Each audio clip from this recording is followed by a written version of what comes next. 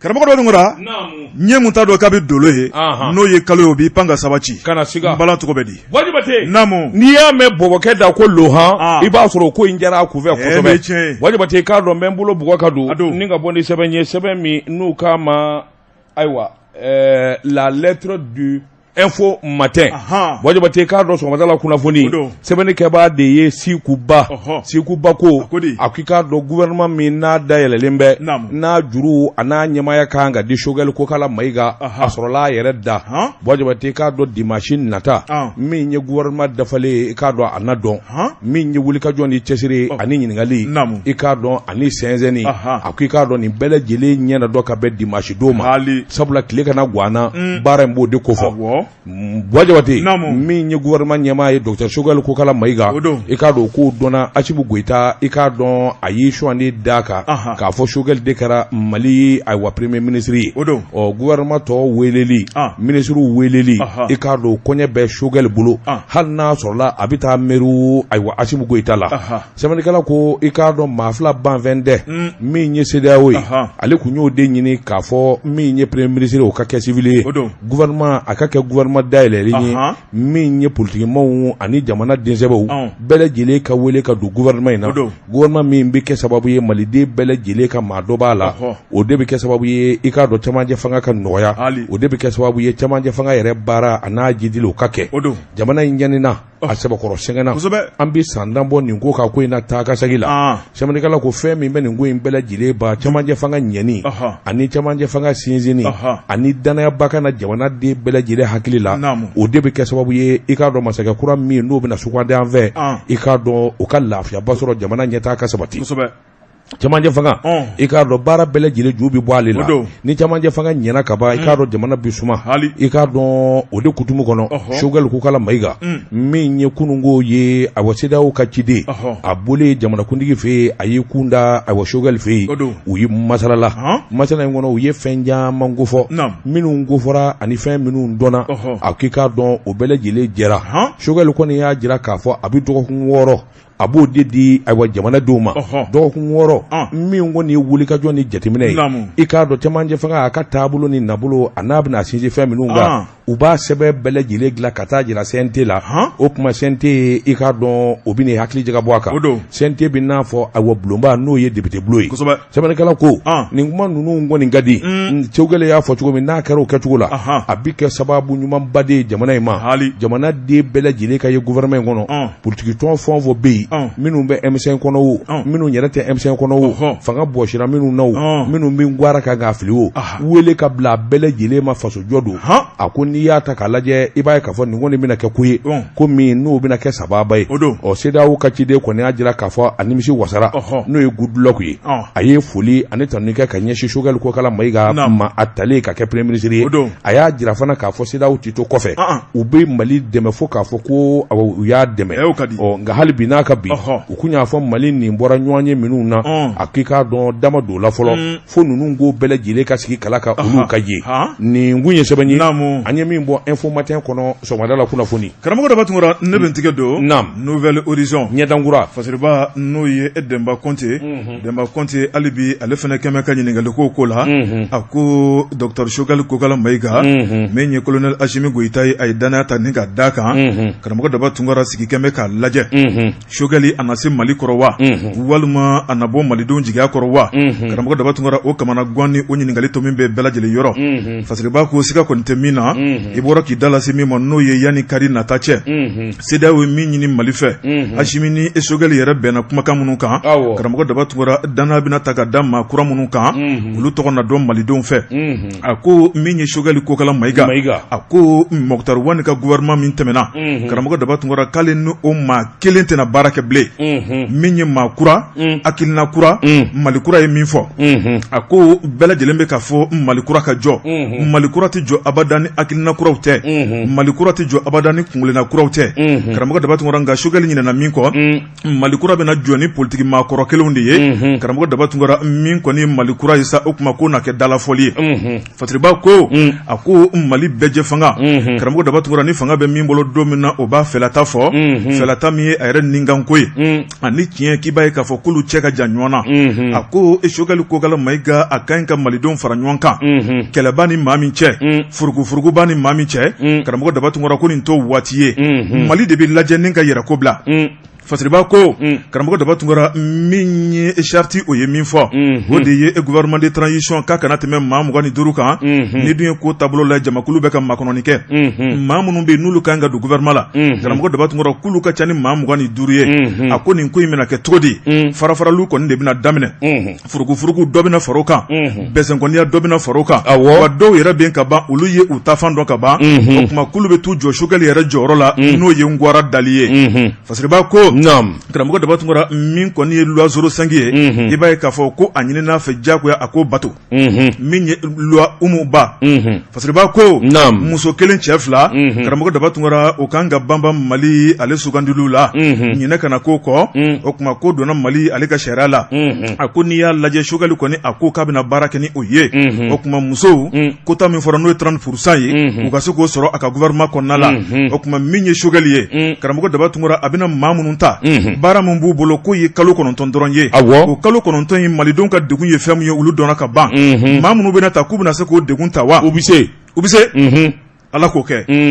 n'o tɛ an ye dɔ kɛ kasi la dɛ kunnafoni filanin an ye min bɔ Nouvelle Horizon kɔnɔ Demba Konte ale ka sɛbɛnni don Boajibate ne bɛ n kele ku n bɛ bɔ ni sɛbɛn ye sɛbɛn min n'u k'a ma la sirène o don Boajibate sɛbɛnni kɛbaa de D Keita D Keita ko i bɔra ka kuma min fɔ min ye Choguel ye maa minnu bɛ sɔn k'a kɛlɛ ni k'a tegeluma olu dɔnnen don Boajibate k'a dɔn kabini sisan dɔw y'u kanbɔ min ye Cɛbilen Daramɛ ye Cɛbilen Daramɛ kɔni i k'a dɔn a tɛna Choguel Kokala Mayiga to ye abada ni Ngwara do Cɛbilen na Ngwara fili fo a nɔngɔnkuru sɛbɛnnikɛla ko o dɔnnen don min na Cɛbilen Daramɛ hali n'a sɔrɔla a yɛrɛ kumandɛ ka wasa min ye a nagakɔrɔmaw ye a n'a kɛrɛfɛmaw ye olu kɔni ye kɛlɛ dabɔ o yɛrɛ k'i bɔ a la Choguel ani Cɛbilen Daramɛ ni ɲɔgɔn cɛ ni hakili b'a la san 2019 i k'a dɔn politiki juguya donn'u ni ɲɔgɔn cɛ ni cɛ fila bi keleya ɲɔgɔn na fo ka taa fɔ k'a to ten min kɔni ye Cɛbilen Daramɛ ye a nafɛ bɛɛ lajɛlen kɛ ka bɛlɛ don a Choguel Kokala a ɲimi ɲɔgɔn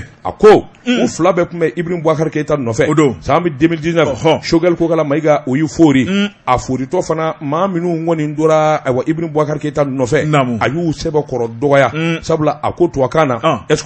escroquerie politique a ko i k'a dɔn o fɔra maa minnu ma o dɔnnen don ɔ kabini o don fo bisa Cɛbilen Daramɛ ni Choguel u ka taafɛnw tɛ kelen ye sɛbɛnnikɛla ko tuma min ni a fɔra ko Choguel Kokala Mayiga o bɛ sɔn ka kɛ premier ministre ye kabini o don Cɛbilen Daramɛ n'a jɛɲɔgɔnw i k'a dɔn u ye kuma caman fɔ o denmisɛn minnu bɛ yen n'olu bɛ accord politique kanu na ni o bɛ jamana taase yɛrɛ kofɔ a k'i k'a dɔn olu wuli ka jɔ n'o cɛsiri damanda nana fara ɲɔgɔn kan ɔ min kɔni ye Cɛbilen Daramɛ n'a jɛɲɔgɔnw ye olu kɔni ye kuma minnu fɔ a n'u ye wuli ka jɔ minnu boloda kɛlɛko kuma don a kɛlɛ kɔni o dalen don kɛnɛ ka politique i k'a dɔn a juguya tɛ ban yanni ɲɛwuli cɛ sabula n t'i fɛ i tɛ n fɛ n yɛrɛ t'i fɛ a k'i k'a dɔn k'o bɛ senna kuma in kɔni ngolo gɛrɛla fo ka taa se bandaw binni ma bandaw ni Mokutari Mbuwani olu binni min ye Cɛbilen Daramɛ i k'a dɔn minisiri kɔrɔ don an ka jamana ni jamana wɛrɛ cɛ ɲɛnabɔli i k'a dɔn Cɛbilen Daramɛ a kumana a ko nin kɔni ye kodɔnbaliya da ye a ye kuma gɛlɛn caman fɔ ni ka ɲɛsin i k'a dɔn bandaw ni Mokutari Mbuwani binni ma ka taa se fana maa minnu kɔni bɛ sɔrɔsiw kɔkɔrɔma don n'o ye M5 RFI ɔ ni dun y'o to a kɔni fɔ hakaja i k'a dɔn i bolokɔni dara Choguel Kokala Mayiga sɛbɛnnikɛla ko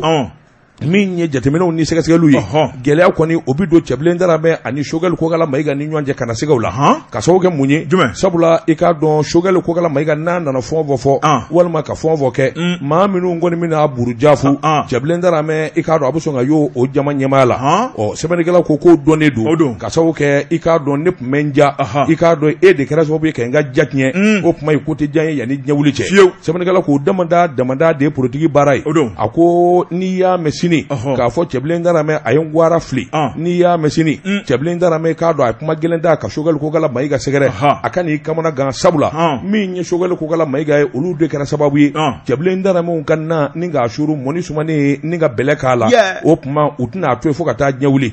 min ye wuli ka jɔ ye Choguel Kokala Mayiga i k'a dɔn kabini bi tɛ i k'a dɔn a ye gɛlɛya min da M5 kɔnɔ ka ɲɛsin Ibrahim Boubacar Keita ma Ibrahim Boubacar Keita dun cɛbilen Darame u tun b'o nagakɔrɔ a tun bɛ hɛrɛ bala parti politique fɛn o fɛn bɛ yen i k'a dɔn olu bɛɛ lajɛlen kɔni diminen don Choguel Kokala Mayiga kɔrɔ a bɛ kɛ tan de o u ma kuma o M5 bi kɛlɛ ni fɛn na tuma min parti politique minnu faralen don ɲɔgɔn kan ni ka IBK dɛmɛ u ye mun kɛ foyi a kɛra an bɛɛ ɲɛna yan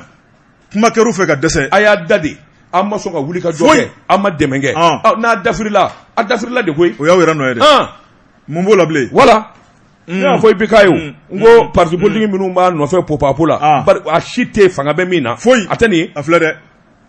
u sera ka mun kɛ Wajabate naamu sɛbɛnnikɛlaw ko a ko di a k'i k'a dɔn a bɔ cɛbilen Daramew kun y'a ɲini sabula CEDEAO bi taa ka segin min na olu de ka kɛ Mali ka kumada ye pankɛriw kunna a ko nin bɛɛ lajɛlen dimi donnen b'u la u sigilen bɛ sa n'u kɔnɔna ko ye min kɔni ye gɛlɛya ye i k'a dɔn don nataw kɔnɔ u n'a ta ka ɲɛsin a bɔ Choguel Kokala Mayiga ma nin kun ye sɛbɛn ye an ye min dɔn ka bɔ sirɛni kɔnɔ a ka bi bɔli la karamɔgɔ dɔ bɛ n tigɛ don Soleil Hebdo fasiriba n'o ye Jean Jara a ko hali bi politique kuma tɛ fɔ ka ban min ye transition 2 karamɔgɔ Daba Tunkara k'a ko in bɛ sɔn ka gɛlɛya ko ye maaw bɛ k'a kɛ ko nɔgɔma min ye a ko n'i ye fiɲɛ ta fɛnw lajɛ k'an ka ɲi ka siran an ka ɲi ka jɔrɔ sabu min ye politique maaw ye u tɛ ɲɔgɔn fɛ fo diɲɛ wuli don fasiriba ko a ko n'i y'a lajɛ jɛrɛjɛkulu dɔ sigira min ye transition ka ɲɛsin olu ma karamɔgɔ Daba Tunkara Choguel Kokala Mayiga tun bɛ ka min ta ka Ibrahim Boubacar Keita sɛgɛrɛ karamɔgɔ Daba Tunkara k'ale ale kɔni sigira mɔbɔ karila ka ntɛnɛ sɔrɔ maa wɛrɛ sigira a nɔ na a ko n'i y'o ko taabolo lajɛ karamɔgɔ Daba Tunkara pyramide du souvenir la juin kalo tile 2 min ye Adama PJ ye ka taa bila a jɛɲɔgɔnw la u ye lajɛ belebele boloda lajɛ in ti dɔwɛrɛ ye o de ye min kɔni ye an ka cɛmancɛ fanga an kɔni y'a yira k'a fɔ min kɔni ye coup d'état an t'a la a kɛra ka ban maa si seko tɛ nka min kɔni ye fanga ye an b'an sigi k'a lajɛ fanga ka taabolo ye fɛn minnu ye min bɛ an kun n'an kan cɛ an tɛ fɛn minnu fɛ an tɛna to kumabaliya dɛ an bɛ kuma fasiriba ko karamɔgɔ Daba Tunkara min ye tɔn ye a kɔkɔrɔma donna dɔɔni kabini a bɛ tɔn 2 la an bɛ don min na ko bi karamɔgɔ Daba Tunkara a bɛ t'i jɔ politique tɔn 20 a n'a kunkanfɛla fasiriba ko a la kumabaw ye Adama PJ ale ni parena a ko n'i ye ko taabolo lajɛ karamɔgɔ Daba Tunkara min kɔni ye politique baara ye bi an ka di sini an man di a ko mankan bɛ politique baara la karamɔgɔ Daba Tunkara i n'a fɔ i bɔra k'a fɔ cogo min na ni maa min ye bɛlɛ k'i ɲimi ɲɔgɔn i tɛ ko fɛ bilen ka kɛlɛ bi sini ka u tigɛ ci ɲɔgɔn tigɛ sinikɛnɛ ka tila k'u kɔ don ɲɔgɔn na o ma kɛ denmisɛnnin baara ye politique o de ye denmisɛnnin baara dɔrɔn patikolonba jɛ don bi an taasiraw ye kelen ye ko ka d'an na an ye fa kelen ba kelen ye sini k'a dɔn gɛlɛya ye kelen sɔrɔ o bɛ se k'i sen kɛ ka dɔ in da tɔ to a tɔ hali a t'a ta yɔrɔ la a tɔ dɛ n'a ko law ka taa dafiri fo ka taa dafiri bɔgɔ la k'a dafa bɔgɔ la politique filɛ nin ye ka tila ka wuli sini patikolonba an bɛ ɲɔgɔn fɛ patikolonba ja an man di denmisɛnninw ka dɔnkili tɛ yan naam a dafalen bɔgɔ la ko yafa ma o fana b'a ko n yafara o bɛɛ b'a la karamɔgɔ Daba Tunkara Wajabate naamu don dɛmɛna min ye Choguel Kokala Mayiga min ye n y'i ɲininka an kɔrɔkɛ Bamundaga ayi Bamundaga ani Ibrahim Boubacar Keita don dɛmɛna ni maa 3 tun bɛ jɛla jɛ dumanba o kɛra jamana in kɔnɔ o kɛra dɛ o kɛra fo an y'a miiri an ko IBK bɛ kɛ président ye Choguel bɛ kɛ premier ministre ye Mundaga bɛ kɛ assemblée nationale président ye o jɛ kɛra yan contre acte jɛ dumanba don o don bɛ sogo dun sɛbɛnni kɔrɔ don kɛra yan min ye ayiwa Ibrahim Boubacar Keita ani Bamundaga chien et chat o fana kɛra n bɛ hakili jigin IBK ko Mundaga ma assemblée nationale la maître je ferai tout pour que vous revenez plus ici a ma bɔ karila ka dɛnɛ sɔrɔ vote min kɛra a vote dakolon dira k'a filenkolon di o vote de senfɛ anw ka Segu Amaridaw kɛra député ye n'u y'a ja ka wuli dusukasi y'a fa nin ye tiɲɛ i hakili b'o sa i hakili b'a la a fɔ Mundaga minɛna k'a don kaso la o kɛra o bɛɛ kɔfɛ Mundaga ni Ibrahim Boubacar Keita kɛra teri ye kosɛbɛ ka jɛkulu sigi fo ka laban ka na Bamundaga kɛ ministre ye o kɛra an ɲɛna yan dɛ bon nin bɛɛ ye politique de ye o Mundaga kelen fana tun bɛ M5 RP la o don ka IBK kɛlɛ ka kafiri ani Choguel tuguni an bɛ ɲinɛ kojugu bon imana ni bosan ba fu yayi karamɔgɔ ya hakili ko bala ya hakili ye batar de ba utanye don ti boko ko utanye don ye ni kuma nunu nye bon ni ni fodoro ma ni fi jaabi tigɛ bon bɛɛ bɛ politique la ye hakili jigin dɛ n bɛ saga ka k'a f'i ye politiquement n'a nani kaso n'a ko baratan n'a taara a fɔ ko mbɔrɔ sigi kana fɛn fɔ dɛ i bolo don karamɔgɔ daba tugura min ye kunnafoni ka kun cɛ zan jara a y'a yira k'a fɔ min kɔni M5RP ye karamɔgɔ daba tugura farafarali kɔni b'u ka bunakun na min ye Choguel Kokala Mayiga ale ka sogokan jaabira sabu min ye Choguel tun bɛ bɔ ka bin fɛn fɛn la karamɔgɔ daba tugura n'a tɛna président sɔrɔ ka kɛ premier ministre ye ten sa o b'a bɔ parce que b'a ko a ka premier ministre hali n'o jate dɔn bɛ kalo 9 o de b'a bolo primature la karamɔgɔ daba tugura o n'a ta o ta a kɔni bolo kɔni na ɲɛsin ma o ma tɛmɛ ka bɔ yen k'a fɔ ko Mali premier ministre kɔrɔ filɛ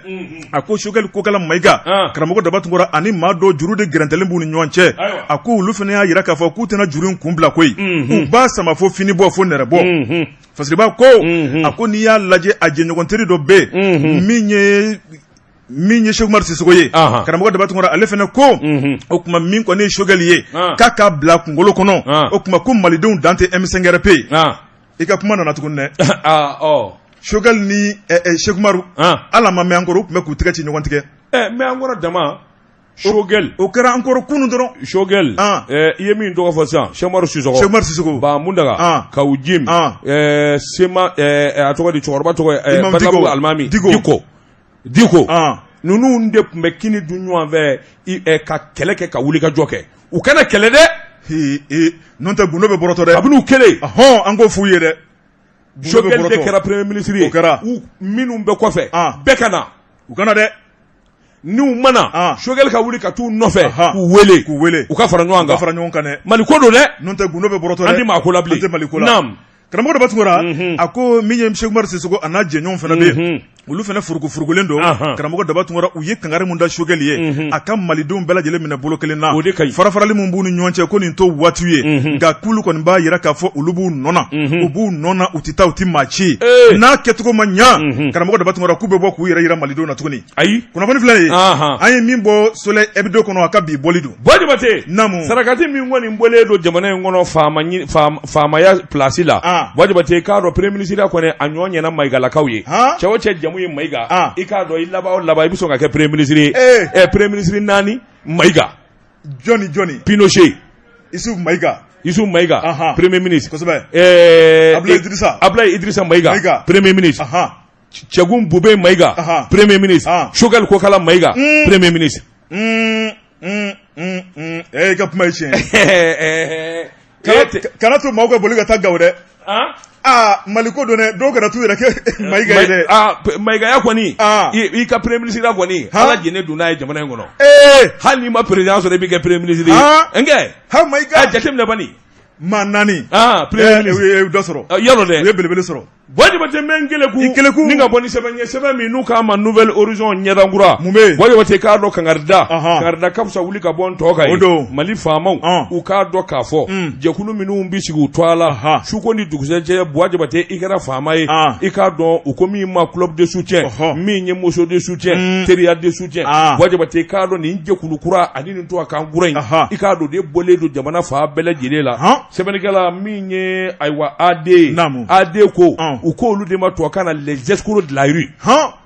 nakaru les escrocs de la rue publique kare kɔnɔ nakaru jamana nakaru Jabate baarakɛbaliya an di fɛn na Jabate walima wari yɛrɛ sɔrɔli ka nɔgɔya da boloda an b'o de nɔfɛ jamana de kewera fo k'a fɔ k'a to ten Jabate wa kulu bɛɛ lajɛlen ye denmisɛnnin kulu u sigilen don Jabate te min na n'a mɛnna i kɛra maire ye i kɛra ministre ye Jabate k'a dɔn i kɛra faama ye o yɔrɔ bɛɛ maa 4 maa 5 bi fara ɲɔgɔn kan Jabate k'a dɔn anw kɛra club de soutien an bɛ karisa de fɛ n'i bi taa yɔrɔ min i tɛmɛ dɔ gansan walima jamana u bi sɛbɛnni damadɔ kɛ papier kan walima pankartu kan club de soutien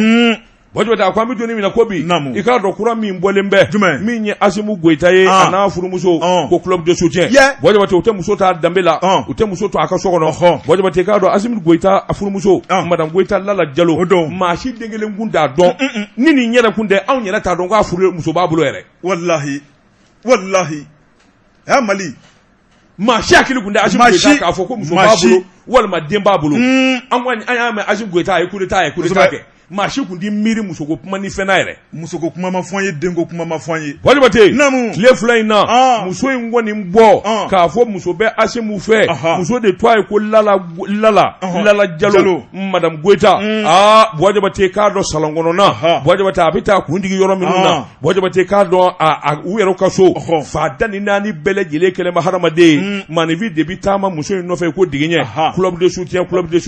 association Buwa Jabate nin bɛɛ lajɛlen nana sigi I k'a dɔn a bɔ muso in don a la sɛbɛnnikɛla ko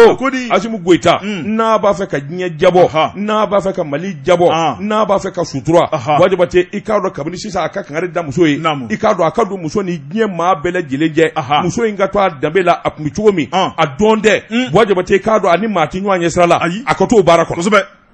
a ka t'o kɔnɔ dɛ Buwa Jabate n'u y'a nɛgɛn ka ɲɛnajɛ kɛnɛw sigi Buwa Jabate n'u y'a nɛgɛn k'a wele denkundi yɔrɔw la walima hali dɔrɔsi 2000 n'a y'o bɔ don o don k'o di anw da kelen de bɛ tila k'a maana yan k'a fɔ Assimi muso bara ka wari tiɲɛ o kuma kabini sisan a ka kuma muso furumuso fɛ madame I sigi yan kana bɔ n ta la to yan nin ko in ye kalo 9 ye a mɛn dɔ tɛ an tatɔ don an bɛna kɛ président ye san 5 o don I bɛ sɔrɔ ka bɔ I bɛ kɛ première dame o don I yɛrɛ jira don ye nka nin kalo 9 si yɛrɛ la Ala k'a kisi anw ɲamakalaw ma n b'o f'i ye dɛ I b'i garisɛgɛ tiɲɛ dɛ ne bɛ min sɔrɔ ni a fa ka ɲamakala ye min ye ale ka ɲamakala ye min ye a b'o sɔn ka sɔrɔ maa ma b'o kalama o fana ye tiɲɛ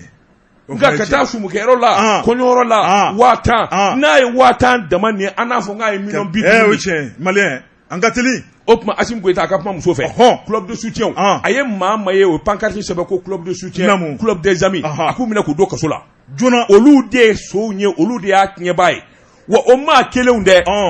maa kelen minnu bɛ club de soutien nin fɛ olu de bɛ tila ka bɔ n'a ye ka taa nkalon tigɛ mɔgɔ ye k'a ye nin kɛ ko payi an tun b'a dɔn k'a bɛ laban tan mais je te dis et je connais o mais comment u bɛ don I ka bɔ n'i ye on a passé par là an ye nin bɛɛ kɛ o I ye club de soutien kɛ de non ma club ne dusu ka bon ma o ne club de soutien mais n b'a dɔn o n b'a dɔn de I jo don faama club de soutien Buwa Jabate I ka club de soutien olu de bɛ bɔ n'i ye wa maa t'u bolo k'a fɔ min bɛ kɛlɛ k'i ye an m'a ye ATT ni fɛnw bɛɛ binna nɔ ko club de soutien parti politique yɛrɛ sigir'u tɔgɔ la u ma se ka foyi kɛ u ye mun de kɛ ni wari dun tɛ don o don club de soutien yɔrɔ jan dɛ Karimu Keyita Kacho club de soutien jɔlimu b'a bolo Abba Yirika wa Kacho a fɔlen ko coup d'état kɛlen so min b'a bolo Misira yɔrɔ wɛrɛ minnu b'a bolo maa ye club de soutien a n'a teriw minnu ye yɔrɔ ci ka yɔrɔ kari k'a minɛnw da a bɛ olu de parce que olu de bɛ gundo dɔn parce que olu de b'a dɔn nin y'a kaso ye olu de b'a dɔn nin minɛn bi yan olu de b'a dɔn minnu bɛ don ka bɔ I kan dɛ olu de y'i fa b'a ye walahi nin ye tiɲɛ dɛ karamɔgɔ ye dangani fɔ ye Kacho bɛ Misira a filɛ ka taa a ka tabaliw so ci ka taa fɛnw ni fɛnw da jɔnni bɛ bɔ Amudalayi walima Sikɔrɔni ka n'o ta k'a dɔn ko makɔrɔni bɛ yen ko tulu bɛ yen ko nɔnɔ bɛ yen an tɛ kuma tiɲɛ fɔ ɲɔgɔn ye maliyɛn ye yɛlɛ kuma sera o kɛra waati sera dɛ n'an ɲɛ ma yɛlɛ Buwa Jabate n'a ma ko faamu ni faamaw m'a dɔn sa k'a fɔ ko dɔ kuma sera Buwa Jabate o tɛ bɔ fili kɔnɔ dɛ walahi o ye tiɲɛ dɛ a fɔra ko coup d'état kɛra n m'a bɔ ATT denmuso n m'a bɔ ka so filɛ nin ye n k'i ɲininka Sotiba ka don hali karo dɔ y'a wuli juguya da y'o ye wa bɛɛ club de soutien e ɲɛna ko maa wɛrɛ don wa maa o maa bɛ da fɛ ani teriw ni fɛn olu de b'a dɔn nin bɛ yen maa b'o bolola hɛrɛ bɛ don minnu ka don o don a banna olu de don Mali filɛ dɛ Karimu ta kɔni o kɛra kunun ko an kɔrɔ yan hali ma mɛn fɔlɔ minnu bɛ boli a nɔfɛ Kacho Karimu président député u bɛ kule n'u y'a tigɛ Kacho l'homme fort fa b'a bolo kɔrɔ tan c'est anw minnu b'a nani k'a kɔrɔfɔ anw tɛ dɛ olu de don anw de ye jamana jugu ye u t'a ɲɛ dɔn anw de y'a ɲɛ ye anw de b'a fɛ parce que a mana juguya cogo o cogo anw m'an jɔ ka tiɲɛjala fɔ maa ta t'an kɔnɔ an tɛ dumuni kɛ maa ka so Ala ka hinɛ karamɔgɔ bɛɛ fɔ la on mange pas chez quelqu'un ayi an ka daga numéro dɔnnen tɛ yɛrɛ abada ka da numéro dɔn abada Wajibate namu sebenegala ko akodi akongi nyinga aywa minye lala jalo madame Goita odo uku chugodo club de soutien club des amis nunu ndebi na ke sababu ye fa bele jelela do jumaye aye nunu ngelenya akadala ku nana ka deme walma ka sangorota afole kuma mi ko akera fa mamuso unna kunyeni na kunyera to ye koy abina mindu masabu bina ngaloti ga dongodo madame ikanga tani nyoro na t-shirt songo minye jisuma songo anganga mota fela ma passé abana u benden o warni mi soro o de olu kan u balo bi bodi la soirée dansant voilà concert walma amina balonda organisé e bu war min di de e bu war min o wari olu bi balo di la wajabate semane kala ko anga jamana famo ka ngu chugo do ni kera mairie club de soutien ni kera ministrie club de soutien halu homme d'affaires ba minu be ni to kadu ye ni yamba ni yera jira kadu ye club de soutien ni kera président ye club de soutien ni kera président muso ye club de soutien a bekalo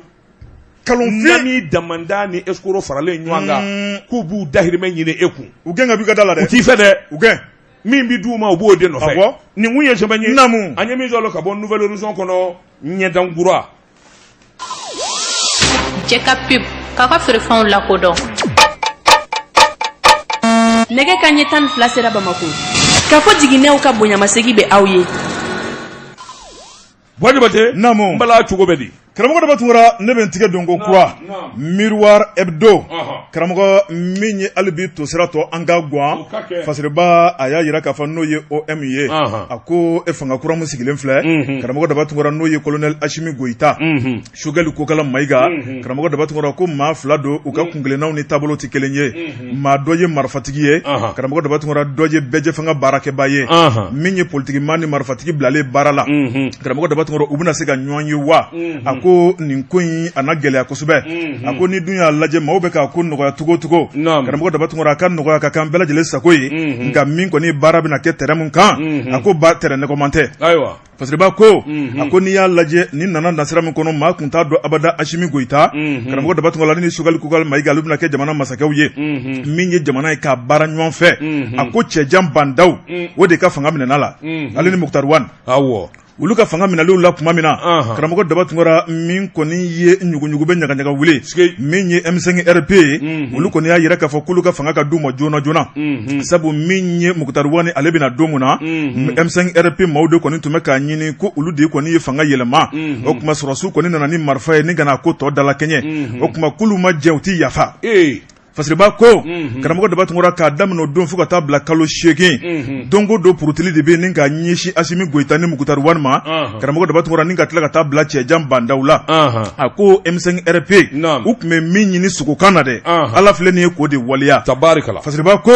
n'a dun k'a fɔ ko sogokan o waleyara u ye kɛlɛ min kɛ a kɛlɛ tɔnɔ sɔrɔ la a ko malidenw kɔni nana ye k'a fɔ ko kɛlɛko tɛ maliko ye kɛlɛko ye fɛnko ye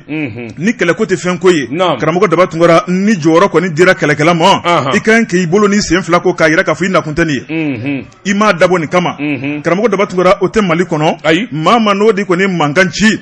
mankan min ci min kama dɛ o de ye k'a wele Bakari Togola ɲuman na dɛ ka jɔnni don a da kunu kɛlɛkɛla bi o de b'a fɔ maaw ye k'a ye sabali Mali ko don an ka bɛn ko la sabu dɔnni b'a da karamɔgɔ daba tun fasiriba ko a ko siga kɔni tɛ min na min kɔni Asimi Goyita karamɔgɔ daba tun ale kɛra masakɛ dangan ye a ye hakilinaba sɔrɔ Maliko la a ye politikimaw dɔn politikimaw ka yɛlɛma yɛlɛmacogo a y'o dɔn min ye M5 RP maaw ye min ta k'u sɛgɛrɛ siɲɛ fɔlɔ la a y'o dɔn min yɛrɛ hakilina b'u ni ɲɔgɔn cɛ a y'o dɔn karamɔgɔ daba tun e ko a baara in a na nɔgɔya de ye fasiriba ko n'o ye OM ye Umaru Baru Kolontigi a ko siga kɔni tɛ min na Asimi kɔni bɛna juru gɛrɛntɛ kosɛbɛ Choguel bolo a tɛna nɔgɔya dɛ fasiriba ko karamɔgɔ daba tun min ye Choguel ye ale fana tɛna sigi ka Asimi lajɛ sabu a b'a yira k'a fɔ Asimi ye finitigilakaw ye olu de ye bɛɛjɛ fanga baarakɛbaaw ye olu bɛ min dɔn jamana politiki ko la sɔrɔsiw t'o dɔn wamani ala k'an kisi ya rabbi Allah min kɛra bandaw ni Muktar Wan na n'o kɛra Asimi ni Choguel la o ye Maliko bannen o i kɛra ninnu fɛ wo Asimi ni Choguel fɛ wo i ma kɛ Asimi ni Choguel fɛ wo karamɔgɔ daba tun union de waati sera politiki ka ɲi ka bila kɛrɛfɛ bɛsɛnkoniya kɛ ka bila kɛrɛfɛ karamɔgɔ Daba Tunkara hali finitigilaka wɛrɛ minnu bɛ minnu nisɔndiyalen tɛ nin bɛɛ kan k'a dɔn k'a fɔ ko diɲɛ bɛɛ diminen don Mali kɔrɔ Mali ko don diɲɛ bɛɛ diminen don Mali kɔrɔ wa min kɛra n'o ɲɔgɔnna ma deli ka k'i hakili b'o la 25 mai journée de l'Afrique farafinna ka keleya seliba don Mali ka coup d'état déclaré la o tɛ maloya ye ko farafinna ka kɛ kɔnɔkulu kelen jɛkulu kelen an k'an bolo di ɲɔgɔn ma min ye Kadafi ale tun bɛ ka baara min kɛ Union africaine o ka seliba don ko Mali ye coup d'état k'a ka président na an ma buruja o bɛ jamana min kɔnɔ diɲɛ bɛ k'a lajɛ n'a fɔra tuguni ko hali bi an bɛ ka dɛsɛ ka bɛn ko la karamɔgɔ Ala k'an kisi dɛ ya rabbi Ala k'an kisi Ala k'o kɛ kunnafoni filɛ an ye min bɔ Miroir Hebdo kɔnɔ a ka bi bɔli don Jabatɛ an bɛ Tezara premier min ka hakiliw jagabɔ ka sɔrɔ ka segin ka na o bɛ bɛn karamɔgɔ Daba Tunkara sirajan taama hali bi balan bɛ cogo di Jabatɛ an bɛ foli ani tanu kɛ ka ɲɛsin Sadio la radio so ma radio Bambuk o don u bara k'a lamɛn i k'a dɔn Sadio la n'a lamɛnni sanubɔ dingɛ jɛkafɔ bara ka sandarama an ka foli b'u ye foli ani tanu ka kɛ ka ɲɛsin Amadu Gindo ma Amadu Gindo poète don a bɛ 3e quartier la Bajangara a ko Ala diɲɛ don o don da jɛkafɔ i k'a dɔn a b'a lamɛn an ka foli bɛɛ kani ce Jabatɛ n bɛ n keleku n bɛ bɔ ni sɛbɛn min n'u k'a ma waati maaya yɛrɛ ye waati ye Jabatɛ k'a dɔn premier ministre kɔrɔ Ibrahim Boubacar Keïta ka premier ministre kɔrɔ Boubou Cissé filajɛ i k'a dɔn a kumana télévision so min na o ta de ko TV5 Monde Jabatɛ k'a dɔn u y'a ɲininka min ye Denise Epoté ani Boubou Cissé o kumana Jabatɛ Boubou Cissé ko i k'a dɔn min ye coup d'état min n'a ye Mali sɔrɔ n'ale yɛrɛ kun ye premier ministre ye jamanakuntigi kun ye Ibrahim Boubacar Keïta ye a ko a kun ka ca kosɛbɛ a ko ni ayiwa o kun ninnu ni jaabi ma sɔrɔ la i k'a dɔn Maliden tɛ lafiya sɔrɔ abada a ko sabula tiɲɛ na waati dɔw bɛ kɛ fanga bɛ ɲinɛ jamanadenw ka denw yɛrɛ kɔ a ko tiɲɛna o y'o sɔrɔ a ko Mali gɛlɛya bɛ tali kɛ ka ɲɛsin denmisɛnnin caman ma denmisɛnnin caman minnu i k'a dɔn n'u tɛ baara la kamanagan b'u la i k'a dɔn Jabatɛ o caman bɛ kɛ mɔgɔw sago ye n'i tɛ baara la i dun galannen don Jabatɛ i k'a dɔn i ka kɛ maa wɛrɛ sago ye o yɔrɔnin kelen ye a ko o gɛlɛyaw sɔrɔ n'o y'i fana y'i bɔ a la Jabatɛ i b'a ye k'a fɔ min ye wulikajɔ ni jateminɛw denmisɛnw hakilina min b'o la ani taafan min ka ye Jabatɛ i k'a dɔn dɔnbaliya fana y'a dama gɛlɛya ye n'o fana y'i bɔ yen Jabatɛ i k'a dɔn awa yɛrɛsagokɛ jamana kɔnɔ o bɛɛ nganamu ni suɲɛni a ko a tɛ nkalon tigɛ o bɛ Mali kɔnɔ i k'a dɔn o de juguyara fo ka tɛmɛ fo k'a fɔ k'a to ten Jabatɛ n'o dun kɛra ka ban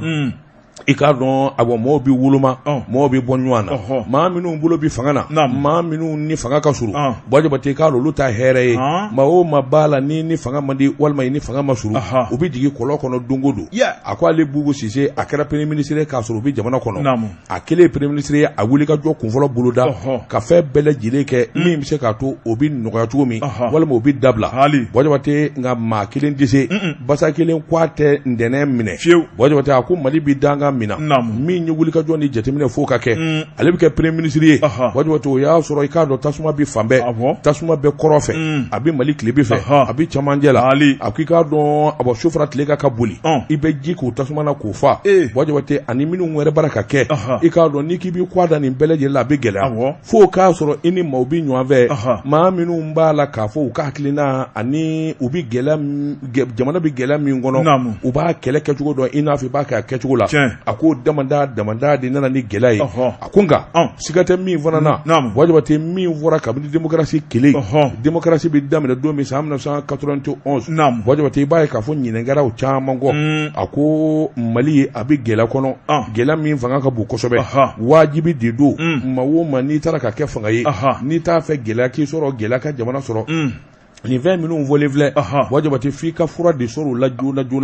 Boubou Cissé kɔni a ma tɔtɔ ko la sabula a y'a yɛrɛ sɛbɛkɔrɔ jalaki a y'a jira k'a fɔ jɔnwala u dɛsɛra o dɛsɛ in tɛ k'a fɔ u t'a fura dɔn dɛsɛ in kɔrɔ kun tɛ k'a fɔ u t'a taabolo dɔn dɛsɛ in kun tɛ k'a fɔ bana min bɛ jamana kɔnɔ u t'a dɔn nka dɛsɛ nana sabula ni ko bɛɛ lajɛlen ye ɲɔgɔn sɔrɔ yɔrɔnin kelen Jabatɛ i k'a dɔn ayiwa n'i ma kɛ maa hakilima ye walima ni maa caman ma far'i kan a bɛ gɛlɛya u y'a ɲininka fana Mali i k'a k'a dɔn ani Faransi ni ɲɔgɔn cɛ a ko Bamakɔ ani Paris maa caman bara k'a fɔ Mali k'i sen bɔ Faransi sen na a ko a bi kɛ nka a kuma de sen tɛ ban Jabate min ye kɔrɔbɛla kɛlɛ minnu bi sen na sɔrɔsiw jɔra ka bon kosɛbɛ kuma caman bi ta k'a fɔ Faransi sɔrɔsiw u ye nin kɛ nka u bi jɔdaba fana na i k'a dɔn sɔrɔsiya minɛn kɔnɔ ka sababu kɛ kɛlɛkɛminɛnw ani kɛlɛ ɲɛdɔn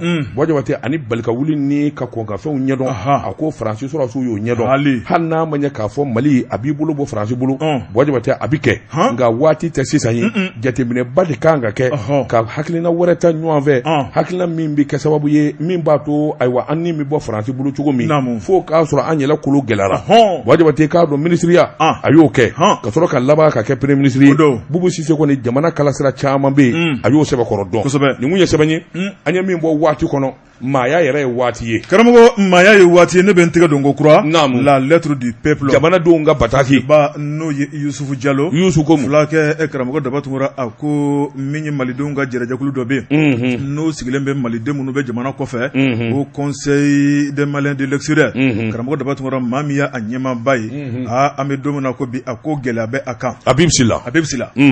Fasiriba ko a ko n'i y'a lajɛ Abibu Sila ale kɔni ye o conseil ale ɲɛmaa ye karamɔgɔ Dabatungura a ko a bɛ faso Mali kɔnɔ yan jɔɔni dɔrɔn b'a jɛ san 2 la a ko a ka san 2 sɔrɔ Mali kɔnɔ ale wulila ni ka taa ko sɛgɛsɛgɛ karamɔgɔ Dabatungura Fasiriba ko n'i y'a lajɛ o conseil ale ɲɛmaa bɛ Abibu Sila bolo a ko Abibu yɛrɛ sigilen bɛ Gabon jamana kɔnɔna la dɔɔni b'a jɛ san 40 na a ko a bɛ Gabon dɔn fo k'a dɔn kari Gabon masakɛ kɔrɔ n'o ye Elhaji Umaru Bongo a bɛ tiɲɛ so bi karamɔgɔ Dabatungura n'o ka denbaya u jɛra ni ka baara caman boloda a teri don min ye a teri sɛbɛ don a ye mandiya caman sɔrɔ ni ka tila ka nafolo sɔrɔ karamɔgɔ Dabatungura nka an bɛ don min na ko bi a na kɛ ni gɛlɛya bɛ a yɔrɔ Gabon Fasiriba ko Abibu Sila a ka bɔ Gabon ni ka n'a yɛrɛ sɔrɔ Mali kɔnɔ san 2 bɔɲɔgɔnko karamɔgɔ Dabatungura ko tɛ taa gɛlɛya kɔ Yusufu Jalo ko ale kɔni wulila ni k'a timinandiya Abibu Sila e ye au conseil des Maliens de l'extérieur ɲɛmaa ye i ka kan ka kɛ jamana kɔfɛ sabu i sigilen bɛ tɔn min kunna jamana kɔfɛ maaw ka tɔn don nka e bɛ Mali kɔnɔ kun jumɛn na i bɛ Mali kɔnɔ a bɛna san 2 bɔ a ko n'i y'a lajɛ a m'ale jaabi nɔgɔyala a ko o kuma kan kana bɔgɔ siɲɛ ka kɛ bin kan a ko nafolotigi don banna don nka a ka kuma fɔcogo man ɲi a ko a bɛ adamaden kɛrɛmatigɛ a ko n'i y'a lajɛ a bɛ se ka jigin adamaden yɛrɛ kan para karamɔgɔ Dabatungura ko bɛ mun de kofɔ a ko n'i y'a lajɛ o kuma ko tɛ jama ɲɛmɔgɔ ka baara ye a ko Abibu k'a yɛlɛmana kosɛbɛ Fasiriba ko Yusufu Jalo Abibu kɔni y'a yira k'a fɔ ale bɛ Mali kɔnɔ Mali ale ka jamana n'a y'a jɛ waati o waati a b'o kɛ yan a faso don o kuma ko mun wɛrɛ Fasiriba ko Yusufu ale ko k'ale ma ta dabɔ kɛlɛ kama ale y'a ta di dabɔ ɲininkali de kɔnɔna la sabu sariya kɛmɛ k'a fɔ maa min ye nin tɔn in ɲɛmaa ye e ma ɲi ka tɛmɛ kalo 6 k'i ka jamana kɔnɔ ni tɛmɛn'o kan dɔrɔn i bɔra sariya kɔnɔ a bɛ dun bɛna san 2 sɔrɔ o kɔrɔ ko a bɛ bɔra sariya kɔnɔ dɛ Fasiriba ko karamɔgɔ Dabatungura o kuma ko a ko a ɲɛdɔnnen don a bɛ kɔni a bɛ k'i ban tiɲɛ ma tiɲɛ ti dɔwɛrɛ dɛ o kuma min ye wariko kuma dɔw de bɛ min ye Gabon ɲɛmaaw fɛ karamɔgɔ Dabatungura k'u kɛmɛ ka wele bila u ka sariya tigilamɔgɔw fɛ Abibu kɛmɛ ka boli o de ɲɛ o kuma ko fɛn dɔ tɛna tɛ fɔ nka sifa bɛ dɔn a ko n'i ye Abibu banbani jamana in kɔnɔ yan o kuma k'a bɛ boli la a bɛ yɛrɛma ɲini na Fasiriba ko Abibu bɛ k'a yɛrɛ ɲini o kuma ni ka to jamana kɔnɔna la o kuma Abibu ka Malisigi o de bɛna kɛ sababu ye min kɔni ye malidenw ka tɔn min bɛ n'o ye o conseil ye karamɔgɔ Dabatungura o bɛna to falaya la wa sabu maa min kan ka ɲɛnamaya k'a to jamana kɔfɛ o bɛ jamana kɔnɔna la ko baaraw bɛ se ka kɛ cogo di Fasiriba ko a ko Abibu kɔni kan k'a dɔn k'a fɔ a bɛ tɔn min kunna tɔn cinin tɛ tɔn belebeleba don karamɔgɔ Dabatungura malidenw bɛ diɲɛ fan 14 bɛɛ lajɛlen kɔnɔ u bɛ tɔɔrɔ jugu kɔnɔna la min kan ka wuli k'u boloma gɛn karamɔgɔ Dabatungura n'o bɛ boli la o bɛ yɛrɛma ɲini na a ko baara bɛna se ka kɛ cogo di ni min bɛ a ko la k'a k'a ɲɛfɔ jamana ɲɛmaaw ye u bɛ se ka min ta ka Gabon ɲɛmaaw sɛgɛrɛ karamɔgɔ Dabatungura ko n'an tora tancogo la ni o conseil ko bannen Abibu yɛrɛ furugufurugulen don dusuma man di bilen a tɛ duman fɔ maa ye bilen k'o ye ɲɛmaa ka baara ye wa o tuma n'o ye tiɲɛ ye Abibu yɛlɛmana dɛ a kun tɛ tan dɛ kunnafoni filɛ nin ye an ye min bɔ lettre du peuple kɔnɔ a ka bi bɔli don Jabate naamu ni ba degunna a bɛ kin de kɛ i k'a dɔn min ye gɛlɛya ye o ma daminɛ bi Jabate n'i kɛra nafolotigi i bɛ jamana kɔ kan i k'a dɔn gɛlɛya i ni jamana wɛrɛ faamaw ni ɲɔgɔn cɛ o tɛ ban Abibu i k'a dɔn a ma daminɛ ale la a tɛ laban na sabula min ye fanga in n'a yɛlɛmana fanga kuratigiw ni n'olu tɛ ɲɔgɔn kan fɔ u bɛ gɛlɛya ta k'i sɛgɛrɛ ne kɔni ɲɛna Abibu ka nani jamana kɔnɔ nin y'a a kun de ye nin ye a kun ye nin di ani ali ka maaw tɛ ka ɲɔgɔn faamu n'a tɛ ɲɔgɔn faamu Wajibate n'u k'u bɛ gɛlɛya ta k'i sɛgɛrɛ i b'i yɛrɛ ta o de don nka Haut Conseil ko o fana damana maana ye k'a fɔ kɔni Abibu Sila k'a tɛ baara kɛ Haut Conseil kɔnɔ ni maa min fana y'o f'i ye o tigi ye nkalon tigɛ a y'a bolo nafolo bɔ ka don Haut Conseil la a ka ca $300,000 ye n kɛra o sɛɛrɛ ye a tɛ tɛmɛ o kan n b'o kalama nka min kɔni y'a ka san fila sigi ye Mali kɔnɔ Wajibate kun wɛrɛ t'a la gɛlɛya de b'a ni a sigilen bɛ jamana min na faamaw ni ɲɔgɔn cɛ o b'a nɔfɛ yɛrɛ ɲini o ɲɔgɔn tɛ dɛ yɛrɛma sɔrɔ o ɲɔgɔnna sɔrɔ tɛ Wajibate n bɛ n keleku n bɛ bɔ ni sɛbɛn ye sɛbɛn min n'u k'a ma le pays jamana sɛbɛnni kɛbaa de ye Mama Paga ko i k'a dɔn i mana mɛn sɔnni na cogo o cogo don dɔ la fɛntigi n'a y'i tɛgɛ ta i ta ye malo ye min ye 3e arrondissement policiso ye Wajibate u ka wuli ka jɔ ni cɛsiri sabula énergie du Mali EDMSA mɛnɛkura do a fiya la Wajibate dɔw kelen bɛ k'a kɛ awan bɛɛ b'a fara dulɔ ye Wajibate k'a dɔn énergie du Mali a kun ye wuli ka jɔ kɛ ka procureur ɲininka ko min bara ka da énergie kan i k'a dɔn mɛnɛkura do a fiya la o yɔrɔ bɛɛ min ye procureur ye a ye 3e arrondissement policiw wele min ye Sadio Tomoda a n'a ka cɛdenw u ka wuli ka jɔ kɛ ka sɛgɛsɛgɛli kɛ sabula kuma min fɔlen don énergie kura de bara ka suɲɛ fo suɲɛni kojugu mɛnɛkura do a fiya la u ka taa sɛgɛsɛgɛ ni tiɲɛ don Wajibate k'a dɔn sɛgɛsɛgɛli dabɔ min ye congélateur 23 réfrigérateur dadon la Wajibate ninnu bɛɛ lajɛlen bi tile ka taama ni kura ye kura min n'a tɛ sara i k'a dɔn sabula kelen bɛ ka taa fo poto la sɛbɛnnikɛla ko i k'a dɔn Tomoda a n'a jɛɲɔgɔnw énergie ka ayiwa sɛgɛsɛgɛli kɔnɔ ani jateminɛ kɔnɔ Wajibate kuma min ni 3e policiw n'u nana don ayiwa mɛnɛkura do a fiya kɔnɔ dasumusumu ani ɲininkali Wajibate k'a dɔn ayiwa maire ye ka kɔlɔsili kɛ ka sɛgɛsɛgɛli kɛ fo ka taa ye k'a fɔ hakaja kuma minnu fɔlen don maa caman de barasilen bɛ kuran na Wajibate u kelen bɛ k'a ta poto la compteur tɛ yen jango ka wari sara u bɛ nin ko in na san caman Sugunikura la Wajibate k'a dɔn ko gɛlɛyara fo k'a fɔ k'a to ten min ye policiw ye u ka sɛgɛsɛgɛli kun fɔlɔ Wajibate u nana ye k'a fɔ maa 3 bɛ yen u ye tɔgɔ ani jamu daminɛw de fɔ u m'u to a fɔ maa 3 kɔni bɛ yen minnu kɔni bɛ ko in ɲɛmaya la ST san 60 ani safurula san 30 ni san 6 BS san 30 TD san 50 Wajibate ninnu bɛɛ ye magasin belebeleba tigiw de ye minnu bɛ mɛnɛkura do a fiya la Wajibate magasin baw b'u bolo nka magasin in kɔnɔna na i b'a ye k'a fɔ min kɔni ye ayiwa réfrigérateur 17 safula 16 congélateur 23 Wajibate i k'a dɔn o wari bɛ sara u ye u yɛrɛ tɛ courant sara sabula courant ma taa ɲɛ kan u t'an bɛ courant ta fo poto la ka na suru u fɛ yen nin kelen o kelen bɛ dalasi 2000 d'u ma kalo kalo Wajibate énergie ta wari ye sabula ayiwa énergie ka ayiwa compteur tɛ foyi tɛ sɛbɛnnikɛla ko tuma min ni policiw y'a sɛgɛsɛgɛ ka taa ɲɛdɔn u ye maa 3 in dɛrɛ u jɔna na jɔngwa la maa minnu ka congélateur ni frigo bɛ yen Wajibate k'a dɔn u y'olu fana minɛ sɛbɛnnikɛla ko muso dɔ ko a ko jɔngwa la ale kɔni bɛ jisuma de feere ale ka jisuma feere tuma min n'ale y'a ka congélateur san a nana fɔ magasin tigi ye ne mago bɛ courant na n b'a fɛ ka jisuma feere a ko i branché i branché kalo kalo i bɛ 2000 sara ale kɔni a ko n kɛ n branché a ko i branché kɛ tigi branché i ka courant sɔrɔ wa i branché awɔ i branché i k'a dɔn awɔ dɔndi la foyi t'i la ne de bɛ wari sara énergie